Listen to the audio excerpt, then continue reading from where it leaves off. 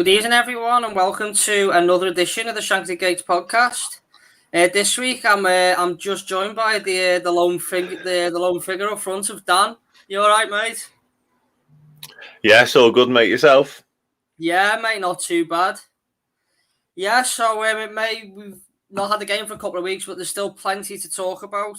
This week, we're going to talk about, well, to be honest, the kerfuffle that's been the international break. And all the things that have come out, particularly from South America. We're going to touch on other things. Obviously, this season seen the return of the 3 p.m. blackout, so we're going to discuss the impact it's had. And then at the end, to finish off, we're back this weekend, Premier League football. We've got a big game against Leeds United, which we're going to have a good look into. But to start off, Dan, we'll take you back to last week anyway, and those seeds from Brazil. When I wasn't watching at the time, I just looked on Twitter and I see these doctors running on the pitch, wondering what's going on.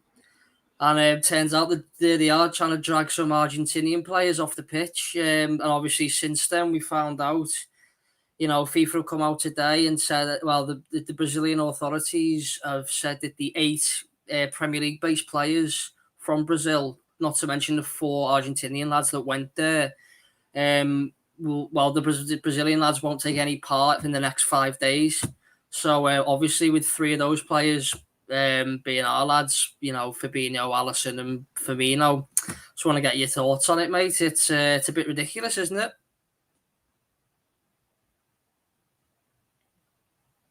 No. Has he? May have lost signal there. Did you get that, Dan? You back? I'm back now. Yeah, I don't know what happened there. I lost you for a second as well. Yeah. Did you get the question, or did you get the general gist of the question? Basically, obviously, Alisson, Fabinho, and Firmino. Yeah. Obviously, I watched it last week. It was chaos when they stormed on the pitch and tried to stop the game and drag the players off. It was just, I think Lionel Messi made the comment at the time, and basically. Oh. Got connection issues again, I think. You still there, Dan? Yeah, I'm here. Can you hear me? Yeah. Can you see me? Yeah. I don't know. Is it problem your end or my end? I'm not sure. I'm not sure. We were fine chatting before the show. I know, Literally, as soon as we've gone live. Yeah, but so obviously the reason they did it when they did in terms of the game starting was to make a scene and to make people aware of what they were doing by the looks of it. But in terms of the impact it has on us, you couldn't really win in this scenario, because if Liverpool had have let those players go, they'd have been come back and they'd have had to quarantine for 10, 12, 15 days, 14 days, whatever the rules are now from Brazil.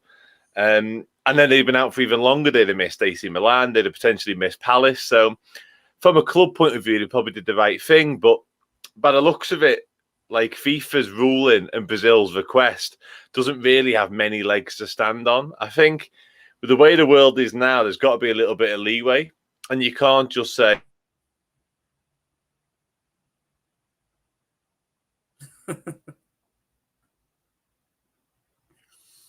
Oh. You hear me, Dan?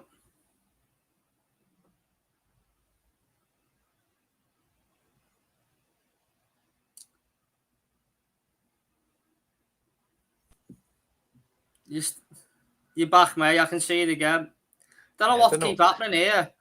Must be some Brazilian influence coming in here. Yeah, it keeps like kicking out both of us, if that makes sense. It's not just mine going. Is it not? I mean, it's fine on mine. Yeah, both keep. Anyway, I'm back. But yeah, go on, yeah. So we couldn't really win either way, whatever we did. And by looks of it, we might get away with it, and they might be available. We can only hope, because without them, it's a huge loss, isn't it? Let's be honest. It is, mate. Absolutely, it's three key players in 3 key positions, which we don't have a lot of. First team depth. We have obviously players that can come in for them, but not necessarily the high caliber players that they are. It was unbelievably bizarre scenes. I mean, obviously we don't have to take this advice. We can play these 3 players. I think, the club are going to follow the the Brazilian authorities want, into not playing them for 5 days, or are we gonna say, no thanks, we did what we thought was right, play them and see what comes of it? I think they'll try and strike an agreement before it gets to that. I think looking at what people are sort of talking about tonight, they'll be in conversation with government and FIFA, and they'll try and come to some sort of arrangement, as it were. And I mentioned to you off air that this is going to come again in a month's time when they all are supposed to head off somewhere. And Liverpool and every other Premier League football club is going to have a decision to make whether they let the players go. Because chances are, if you let your players go, when they come back, they've got a quarantine anyway. So something needs to be resolved. And for me, like I said to you earlier, it's got to be exemptions for professional athletes. That's the only way this gets sorted. But in terms of what's going to happen this week, I don't see Liverpool bowing down to anything, but I also see an agreement found before Saturday, Sunday, to be honest with you. I don't think it'll come to Liverpool or Leeds, for that matter, because they've got Rafinha involved, having to name people against the wishes of FIFA. I don't think it'll get that far. No, I'd hope not. But I mean, we've had long enough to try and sort this. Like we've said, it's bizarre it's actually got this far. But I mean, it's not just us. And you mentioned Rafinha of Leeds. There's also Fred of Manchester United, Thiago Silva of Chelsea, were involved as well. I mean, it's not it's not often that we see we give sympathy for these two teams, but having these two teams, Chelsea and Man United, have got a Champions League game on Tuesday, which I believe falls on the 5th day of the ban, which means neither of those players will be available for the Champions League, whereas ourselves and Manchester City players, Ederson and Gabriel Jesus, will be available for the Wednesday ties. So yeah. Do you feel that though Chelsea and Man United would be a bit hard done by? Yeah. We wouldn't like it if it was us, would we? If it was the other way around and we had AC Milan on the Tuesday, we'd be fuming. So yeah, I can really do not sympathy necessarily, but that isn't right in itself, is it? It falls harder on them. But yeah, like I say, I just hope that common sense prevails, because none of this has made any sense. The fact the Argentinian players involved, listen, they went behind the club's back, and by all accounts, they essentially lied about where they'd been in the previous 2 weeks when they got to Argentina, which is why the officials stormed the pitch. Not great, far from great. But at the same time, it was obvious they were there. The Argentinian authorities knew they were there. They're Premier League footballers. They can't necessarily go under the radar. They're about to play for Argentina. We all knew it was happening. So the way it's then transpired, and not only that, FIFA could have told Liverpool, Leeds, Chelsea, etc., that if you don't send your players, there's got to be 5-day bans. It doesn't look like that's happened either. It's took Brazil to raise it. And also, this is going to seem like a Merseyside rivalry sort of thing, but the fact Brazil have essentially said, leave Richarlison out of it because they allowed him to go to the Olympics, that's not how these things work. It's either a rule or it's not. That old expression, one rule for one, the rest for the other. You know what I mean? You can't leave Richarlison out because Everton let him go to the Olympics. They didn't let him go to this international break, the same as we didn't let Alisson and Fabinho. So yeah, it's a mess. I actually believe it'll get sorted because I think it's Brazil sort of showing their hand before the next international break. So it could be them trying to say, listen, we want the players we've mentioned, Fred, et cetera, et cetera. We want all them to come next time. So we're going to kind of threaten you with this 5-day ban. You probably get away with it, but next time you better release them. Yeah, I do see it as a little bit of a warning there. The next international break's in October, so I mean we were discussing as well. The didn't necessarily need them. They did beat Chile 1-0 without any Premier League players for Brazil, but obviously bigger game Argentina. You mentioned the Argentinian lads thinking they could get away with it. I'd probably hazard a guess that was probably one of the most watched internationals of the international break. So yeah. I don't know how they think they would have got away with it. But yeah, it is hoping that they get it sorted because there's an international break October and November, and if they don't reach an agreement and there is delays, who knows what I've not looked ahead, potential games that from our point of view that our lads would miss. So I hope it doesn't get that far, but we'll have to wait and see, I think, Dan. Mm-hmm. Anyway, guys, we're going to move on. We're just going to catch up on a little bit of news. I think it was today. Saw the release of Liverpool's new 13 kit. Looks a lovely, bright little yellow number. Anyway, and the only thing I was telling you off here again, Dan, when we were doing our little prep, the only one I can think of, I think it was the 06-07 season. This bright yellow kit that I've seen. I told you the only memory I've got of it. We beat Charlton 4-0 away at a Saturday lunchtime game, and Steven Gerrard curled one into the far corner. I remember that vividly. But with these type of things, well, firstly, do you like the kit, or to be honest, do you really care? I don't like it, to be honest. No, I think we've done a lot better recently with kits. It's obviously a little bit different. You mentioned like yellow kits gone by. I remember them being a little bit darker yellow than that one, and they had like the dark blue situation. I remember the FA Cup winning one of them with Michael Owen scoring, but they were, like I say, it was much darker. So no, I'm not a massive fan. Don't like the collar with the red sort of checks either. I've seen quite a lot of people on Twitter suggesting that we could sell like McDonald's food and that in them, which is probably about right. In terms of whether it bothers me or not necessarily, to be honest with you. As you can see behind, I'm a bit of a kit freak, but not necessarily when it comes to Liverpool ones. Having said that, I'm a massive fan of the away kit this year. I think that's a massive fan. I really think that's boss-like. So it's a shame they've kind of let themselves down with this third one, because as much as I'm not a connoisseur for Liverpool kits necessarily, I can still appreciate a good one, and I don't think this is. Yeah. I mean, it is very bright. I mean, it takes me back to one we had a few years ago, that bright orange one. I think we had. Yeah. I remember that game. That was it, the 3-3 at Arsenal. It was that game. That was like really bright. Yeah, I seem to remember the Jordan Henderson scoring that at Southampton as well, potentially. May well have done. Would have to go. Yeah, would have to.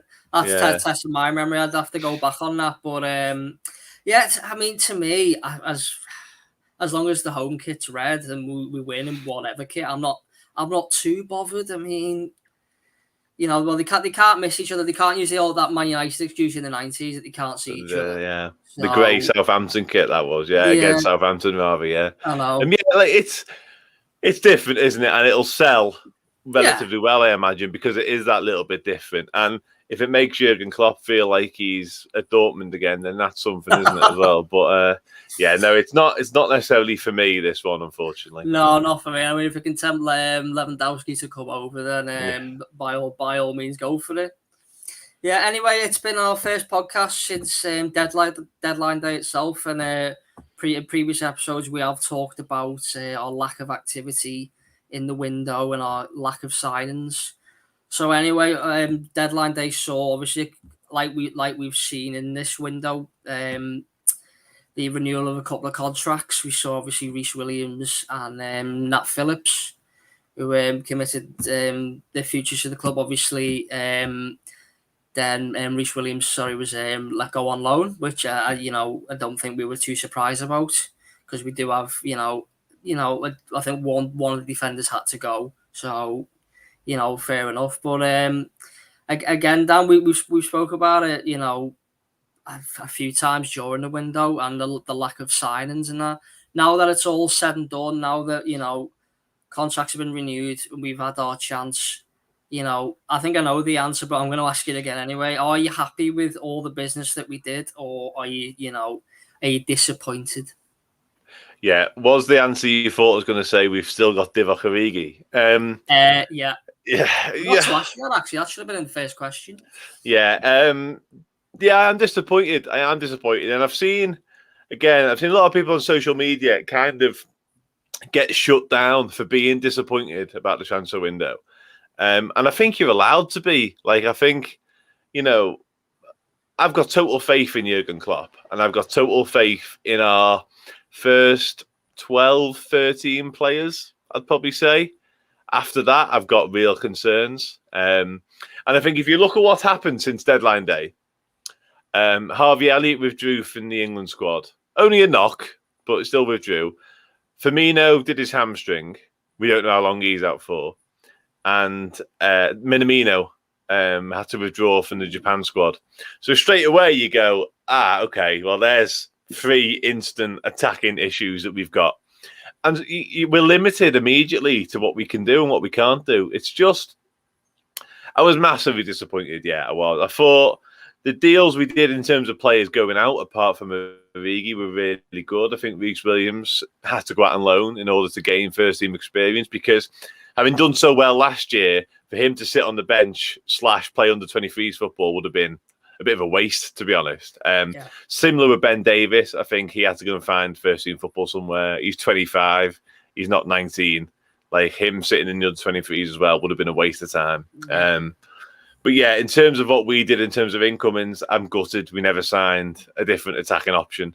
I really am. I think I'd have been so much more confident about this season. And we might change it in January. We might get by until January, and we might have to go into the market then, because African Cup of Nations comes around, hopefully latter stages of Champions League, and hopefully sort of a Premier League title running, and we might have to act. But in the meantime, yeah, I think we might have missed a trick.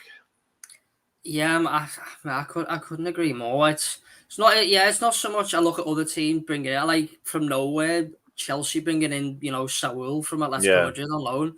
Sat there going, could we have not, not necessarily Saul, just someone, just out of the blue, like that, like we did Jota last year. But yeah, again, I am disappointed because you can't say at the minute we're not a club that people want to come to. That's clearly not the issue. I think 99% of people would want to sign for us. But we have discussed squad depth. It is not there. I just don't think it's good enough. I don't think with that squad we can, at the minute, unless it's drastically changed in January, but we don't know what's going to happen until. I don't think we can mount a title challenge based on this. I mean, obviously, it's easy to say we can change it all in January, but we've got 3 tough months ahead. If it doesn't go to plan, we get injuries. I think, it could be curtains. But like we say, you did bring up January, Dan. What can we expect in January? Are we going to expect a busy one? You mentioned the African Cup of Nations. We've already talked about, players missing because of not going to international breaks. There's 2 more before January.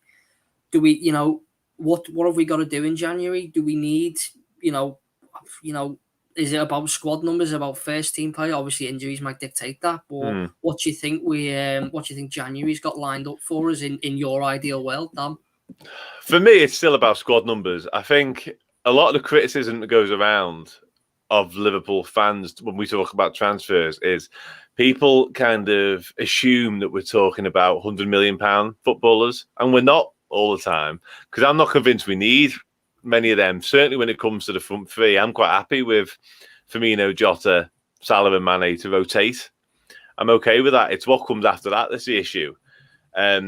So for me, I still think it's about getting better options in, deeper in the squad. So I would predict that Divock Origi will be, I keep talking about him, will be dismayed.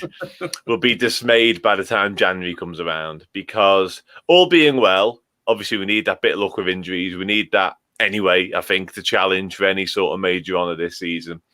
And it's important to say that Jurgen Klopp has got complete faith in the options he's got, which is great.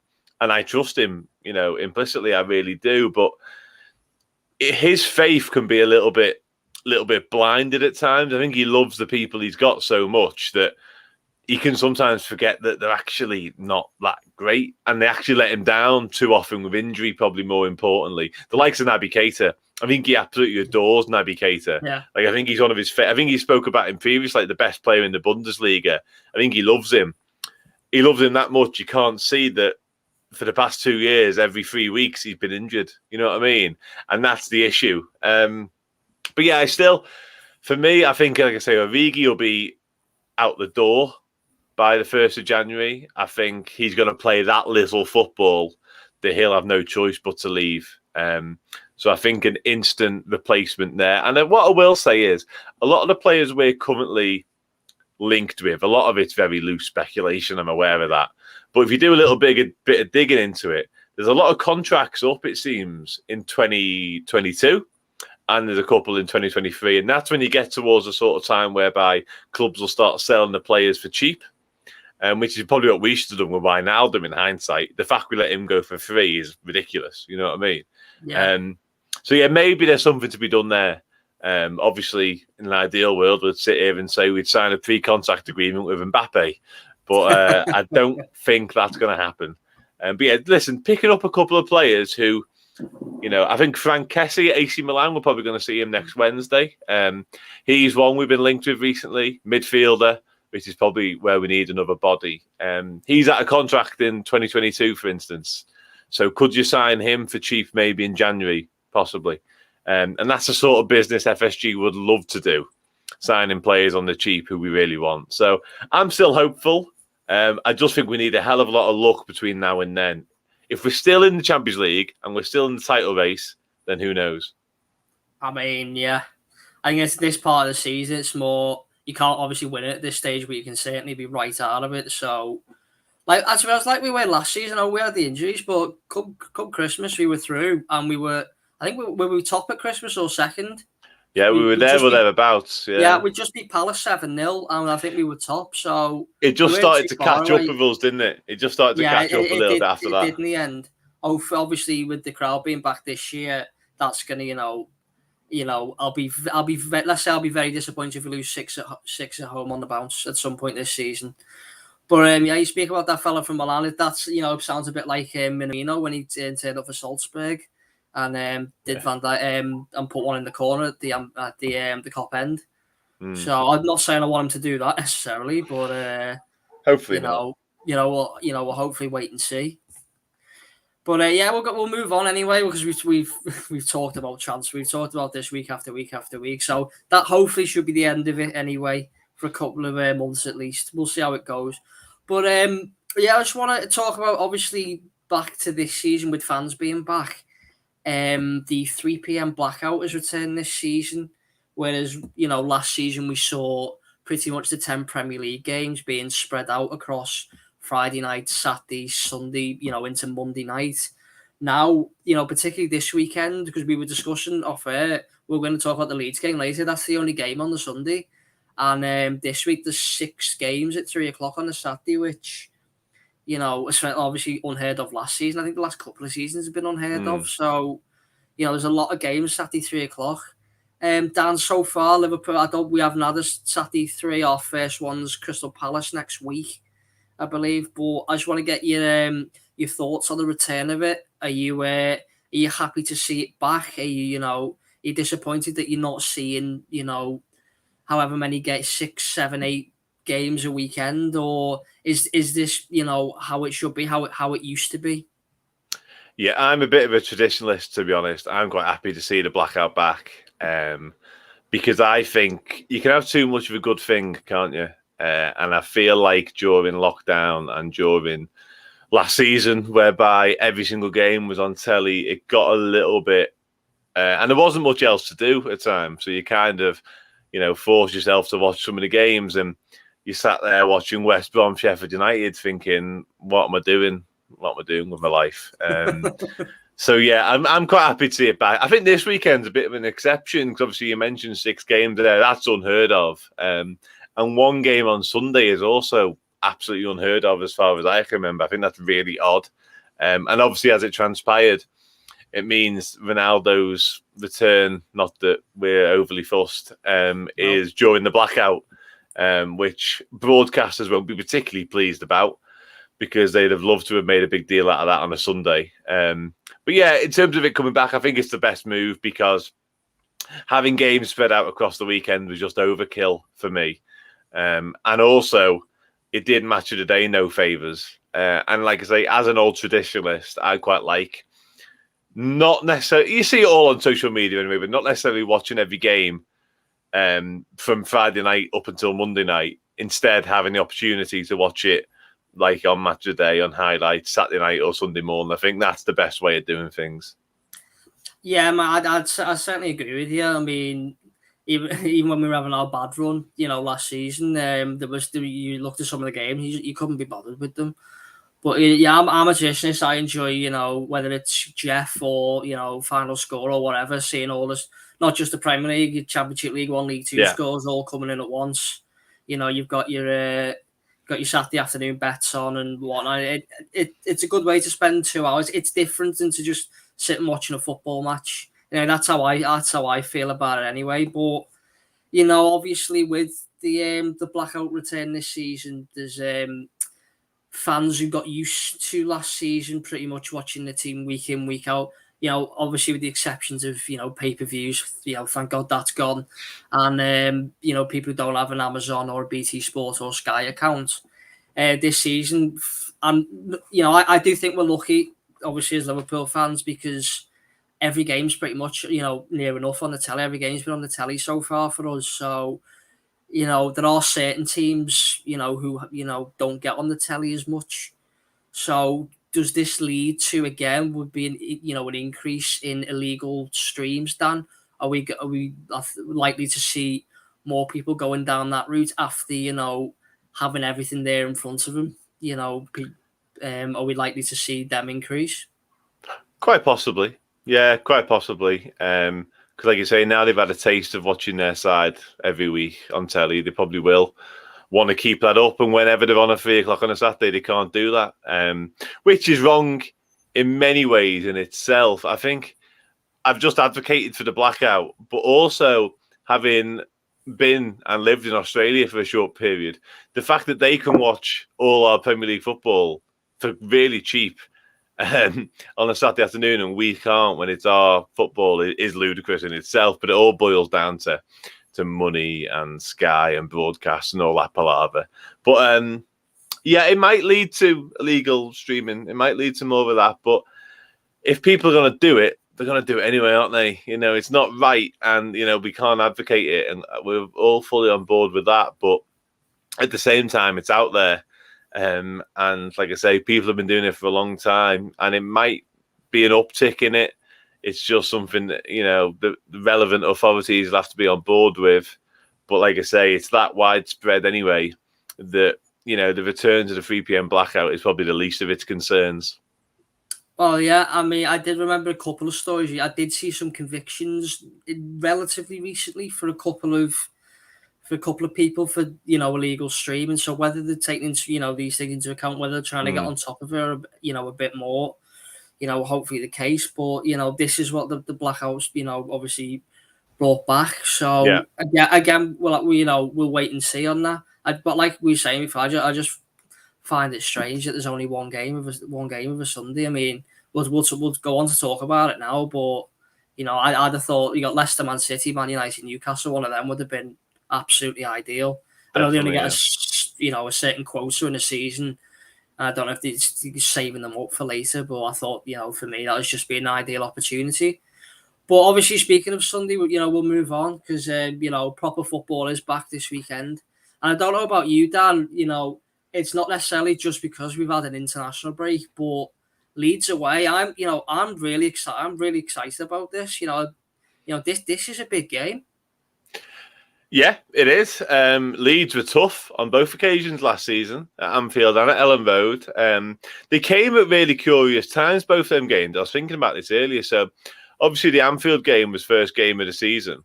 And the game at Ellen Road was the game in the aftermath of the Super League. Yeah. So they both came at really quite odd times. And it felt like that on both occasions because the Anfield game was basically basketball. At times, like we were just attacking and scoring, they were just attacking and scoring, and we managed to edge it. But yeah, they're a dangerous side. They're a good side. They've started off pretty poorly. The only thing I'd say, I know they had that decent draw with Everton, but aside from that, they don't quite look as in tune as they did last season. That could all change, of course. Hopefully not on Sunday. I don't envisage sort of Sheffield United sort of second season syndrome. I think they're too good for that. But, you know, I've said that before about teams. So you never know. But, yeah, massive game. Leeds United, massive club. Ellen Road, great stadium. Been there a couple of times. Brilliant. So, yeah, really big game. Two big clubs. Do I think we win? I will come on to that in a bit more detail. I probably do. But, yeah, we've seen last season two proper tests. No, absolutely, mate. I think More so than not, one thing we didn't see last season was the fans, and I just know it's bouncing at the best of times. I think it's going to be even more so. Liverpool rolling into town. Mm-hmm. It's going to be fantastic. You think obviously the Viduka game and whatnot, the classic games you've had down the years. We shouldn't really laud like performances against us, but Mark Viduka on that day. Although one of the goals was miles offside, I will say that. I know. Yeah. No, I mean you get 4 in a game, which is just brings Arsha into our. We'll move on anyway. To the actual game itself, then we'll go into a bit more detail. Anyway, one thing we didn't mention, which I was going to bring up, obviously in the international break, was these little rumours about Virgil van Dijk and the injury may have picked up for Netherlands, or according to himself, the non-injury that he's picked up. So you hear the words Virgil van Dijk and injury, whether he says it or not, it does make you worry, doesn't it, Dan? Yeah, of course it does. I actually seen it last night quite late on and then picked it up this morning more so, to be honest. And like you said, he's kind of voted off as nothing. I think he said he was already over it in his post-match press conference, one where someone didn't try and hug him this time. But yeah, it was a knock on the ankle. He looked in a little bit of pain. But I think we've got to take his word for it for now. We'll probably know more Friday when Jurgen Klopp speaks. But like I said to you again off air, I think what Virgil van Dijk thinks and what our doctors and medics think could be a different story. But we can only hope. Having said that, if it is a little ankle knock, as long as we've got Joe Gomez, I don't want to start going down this route again because soon we'll be saying as long as we've got Nat Phillips and John Henderson. But as long as we've got Joe Gomez, Ibrahima Konate's come in. We haven't even seen him yet, apart from the friendlies. Yeah. And Joel Matip started brilliantly. So I'm actually surprised that we haven't rotated yet. Matip and Van Dijk have played 270 minutes, if my maths is correct, in the Premier League. I'm really shocked at that, to be honest. I thought maybe the Burnley game in the middle, he might have changed it up a little bit. So it's a pretty big show from Klopp as to who he thinks the best two are already, in my opinion. Yeah. No, you make a very good point there, but obviously you got these injury doubts. I think it's the first time this season. We've got 3 games in a week now. Well, it's 7 days? Sunday, Wednesday, Saturday. Saturday, yeah. So, I think rotation is inevitable. I mean, we'll go on to team selection because obviously we go back to what we were discussing about we're missing the 3 Brazil lads anyway. So rotation will be inevitable. Yeah. It'll be one of the quirkier team selections I think from this season possibly. I mean we start with the number 1. Obviously Alisson Becker is he's not going to be available. So would we say the next one to turn to probably Caoimhin Kelleher? Has to be Kelleher. Yeah, has to be Kelleher. It's got to be.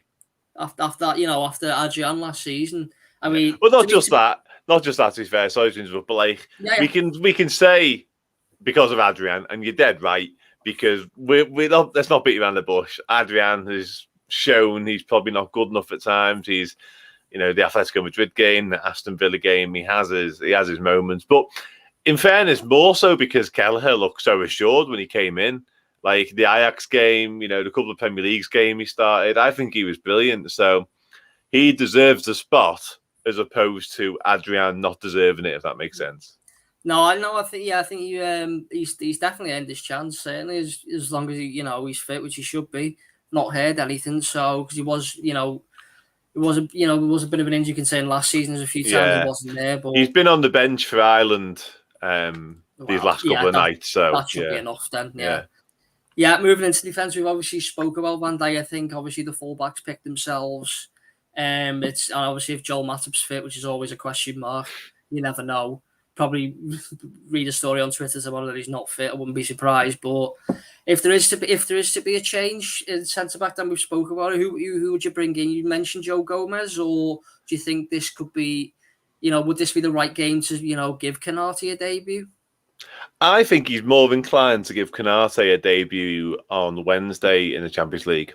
And I'll tell you, it sounds mad, but Jurgen Klopp, ever since he's been at Liverpool, has this knack of not playing our new signings for quite a number of months.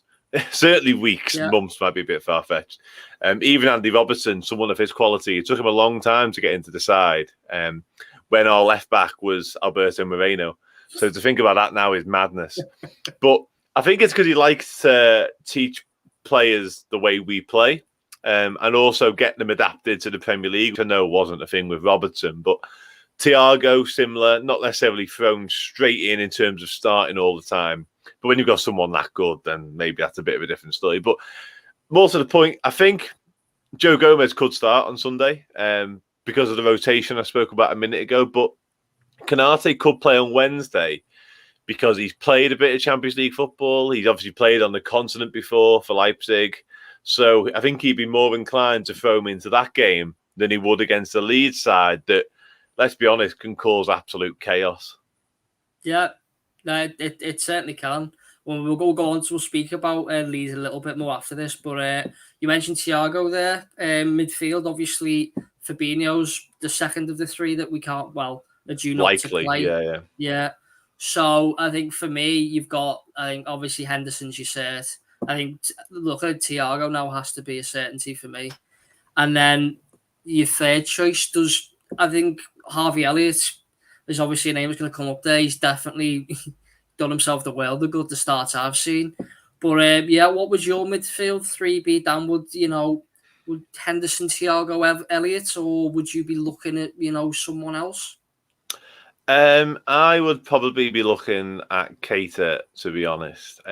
It's an interesting one because both Elliott and Keita have had rough weeks. And Keita in particular, obviously getting out of Guinea was a bit, a bit hairy. And Elliott had to withdraw from the under-21s. Very precautionary by the looks of it. So fitness might not be an issue there, but there's certainly a question mark. But I would go with Keita. And it's harsh on Elliott in many ways because he probably deserves it. But I'd be more inclined, again, thinking down. We've got 3 games in a week, so we've got to think about what's going to happen across them. Yeah. I'd be more inclined to go with Elliott against Palace because I think we'll control the ball a lot more. And I think Keita's, the things he's good at is his pressing, his energy, all that sort of stuff. And I think we'll need that against Leeds more than we'll need Harvey Elliott's touch of class, to be honest. Yeah, I mean, it will depend. Obviously, I think he'll pick his strongest 11. I think this is the game to pick it in. It's arguably, say, the toughest of the 3. So yeah, we'll wait and see what he does. For me, Henderson, Thiago, the certainties. You say, possibly you may be right there, Naby Keita, but again, 3 games in 7 days.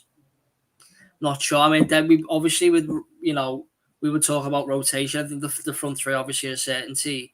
Mane, Jota, Salah, but 3 games in 7 days. Will there be? Can you possibly rotate it? We talk about squad depth. There's not really anyone to bring into that front 3 really.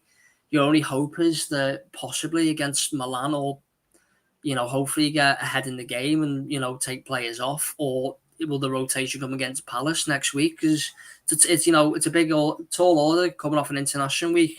Those 3 lads being asked to play probably minimum 70, 75 minutes every game. Yeah, it's difficult, really difficult. I think Sunday is the game whereby he goes full strength and full tilt at it. Wouldn't surprise me in the slightest if he rotated and we've seen quite a different looking lineup for Palace. We did field a different lineup at Sellers Park last year and we won 7-0. 7, right? Yeah. Because Minamino played, started, scored. So I think maybe the likes of Minamino's back and fit, he's another one with a problem. But even the likes of Oxlade-Chamberlain could be in line for a start there, in a bit of a different role for him. Firmino looks touch and go to me. Wouldn't be surprised if we've seen him maybe even on the bench Sunday. I'm not quite sure how far away he is. Yeah. But having him back even for midweek at Milan would be massive. Because you're dead right. There's no way Salah, Jota and Mane play 270 minutes. I'm going to show off my maths again across these next 3 games because it's just not feasible. So having the likes of, like say, Minamino, Oxlade-Chamberlain, And I'm very reticent to say Divock Origi, but maybe even him against Crystal Palace. I hope he proves me wrong. Having all this, I hope he proves me wrong. But it's not going to happen. I'll be at that game next Saturday. Do you know, I'll look forward to that, the Origi versus Benteke battle. I'll really look for. God, the battle of the Belgians that we build. Yeah, my. Yeah, it was the battle to be the understudy to Lukaku. Anyway, both be nowhere near the team. Yeah. Anyway, we'll speak. Just a touch on Leeds. Obviously, we spoke that who I would say obviously Patrick Bamford's one of their key players, but one player who definitely won't be playing, as we mentioned, is Rafinha. From the games I've seen from Leeds, he's instrumental in that midfield. Just so how much of a blow is it for Leeds that he is missing? Yeah, obviously, as it stands, if it all transpires as we predict, he'd be a huge blow to them because across sort of the players we were even half linked with, he was one of the early ones, and he's one of the ones I'd have liked to have seen us sign the most, because I think he's quality. I really do. I think he's top quality, and he's the sort of player that can hurt any side in the world. Leeds are a good team, but if you look across their 1 to 11, not many of them without him would you say, oh yeah, he can do something out the blue and he can score a worldie. But Rafinha can. Rafinha could do that to anyone. So without him, they're a lot less of a threat. So yeah, I think it'd be huge blow for them. In many ways, like we talk about our squad depth, but in many ways, if they were missing him, they'd be more gutted. I think they'd rather have all the Brazilians available than not have Rafinha, if that makes sense. I think they'd rather let us have Alisson and let us have Fabinho if it meant they could have Rafinha in their side. I think he's that important to them.